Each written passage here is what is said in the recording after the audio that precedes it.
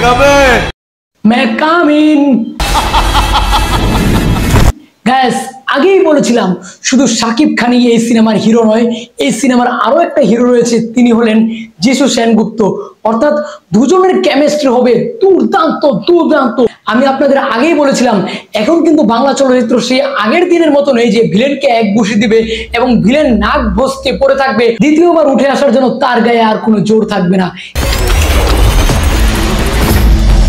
Guys Bangla প্রবাদে একটা ভাষা আছে, এখানে শাকিব খান যদি থাকে একশের, মাঝে মাঝে যিশু সেনগুপ্তকে দেখা যাবে তিনি হয়ে যাচ্ছেন সোয়াশের।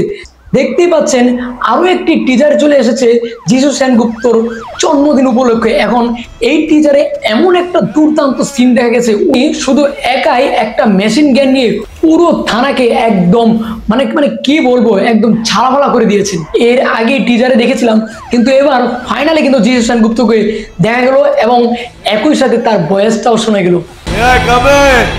গাইস এবার হতে যাচ্ছে কিন্তু বাংলা চলচ্চিত্রের ইতিহাসে ভিলেন এবং হিরোর দুজনের দুর্দান্ত একটা কেমিস্ট্রি, দুর্দান্ত একটা অ্যাকশন সিনেমা।